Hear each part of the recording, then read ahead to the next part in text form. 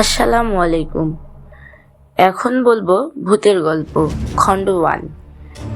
Anise Das Apu লেখা রাত যখন 12টা। পাঠে আমি মারিয়া। ওরা 4 বন্ধু, শুভ, রুবেন, দীপ আর মন্টু। বেড়াতে এসেছে মন্টুদের গ্রামের বাড়িতে। মন্টুদের বাড়িটা বিলের গ্রামের এক প্রান্তে। ওদের বাড়ির পরে খোলা ঘাস জমি, তারপর কবরস্থান। মন্টুদের গ্রামটাকে আজপাড়া গাই বলা যায়। এখনো বিদ্যুৎ আসেনি। রাত 9টার মধ্যে সারা গা ঘুমে ঢলে পড়ে। শুভ, রুবেন এবং দীপ শহরের ছেলে। 12টা 1টার আগে বিছানায় যেতে মন চায় না ওদের। গ্রামটা খুব নিঃশব্দ বলে গা ছমছম করতে থাকে। এই মুহূর্তে 4 বন্ধু মিলেছে চিলিকোঠার ঘরে। হারিকেন জ্বলছে, ফিসফাস কথা চলছে।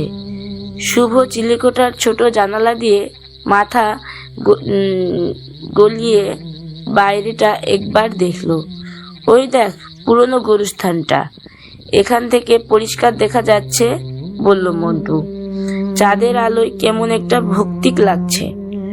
শুভ দেখেনি মন্টু। শুভর দেখা দেখি মন্টু, দীপ আর রুবেনও উকি দিল জানালায়। পাথরের সমাধিগুলো লক্ষ্য করেছিস, বলল দীপ।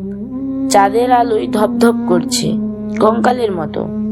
দাদু ওই গরুস্থান নিয়ে অনেক লোমহর্ষক গল্প বলেছে আমাকে, জানায় মন্টু। দাদু আজ তক আমাকে ওখানে যেতে দেয়নি। শুভ মন্টুর দিকে তাকিয়ে মুখ বাঁকল। গরুস্থানকে এত ভয় কিসের? মাটির নিচে কতগুলো কঙ্কাল, বলতে অন্য কিছু নেই ওখানে। তোর কি ধারণা গরুস্থানে গেলে কঙ্কালগুলো কবর থেকে উঠে এসে তোর ওপর হামলে পড়বে? সবাই একথা হেসে উঠল। চটে গেল মন্টু। খোত খোত করতে করতে বলল, তোর যদি এতই সাহস, জানা একবার গরুস্থানে, রাত দুপুরে ঘুরে আয়, দেখবো হিম্মত। সবাই ঘুরে তাকালো শুভর দিকে। হারিকেনের আলোটা একটু উস্কে দিল শুভর ছায়াময় অন্ধকারের। ওর চোখ জোড়া চকচক করছে।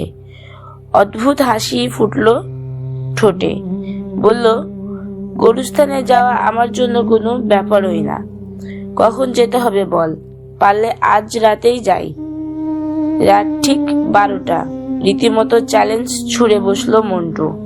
দরকার নেই বাবু, রাত বিরেতে গরুস্থানে যাবার ভয় পেয়ে গেছে রুবেন। ও একটু ভীতু প্রকৃতির। শেষে দাদু জানলে কেলেঙ্কারি হবে। দাদুকে তোরা না জানালে উনি জানবেন কি করে, বলল শুভ। তুই যে সত্যি যাবি আমরা জানবো কি করে, বলল মন্টু। আমরা প্রমাণ চাই। কি প্রমাণ চাস, জিজ্ঞেস করলো শুভ। আজ তো কঙ্কাল নিয়ে আসবো।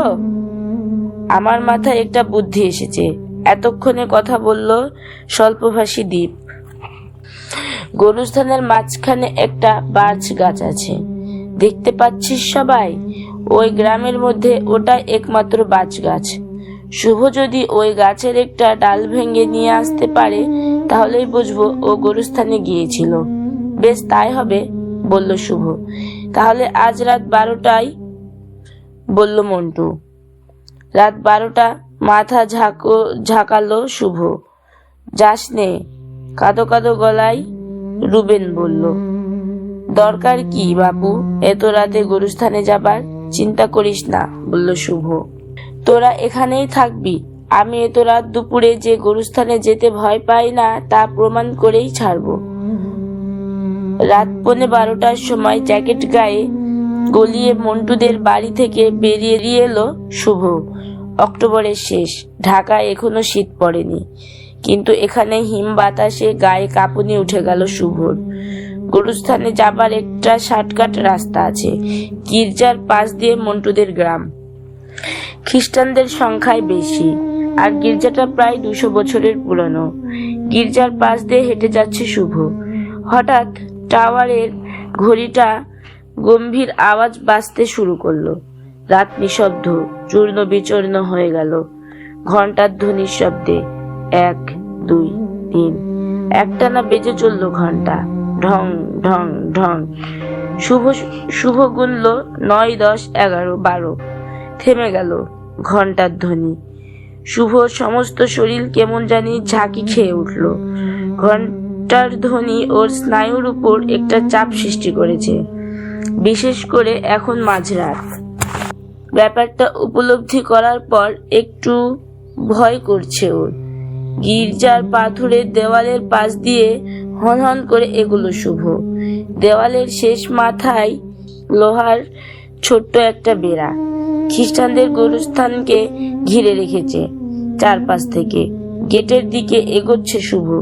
ঘস ঘস শব্দ হলো পেছনে, যখন কেউ বা কিছু দেওয়ালে গা ঘষে ঘষে আসছে।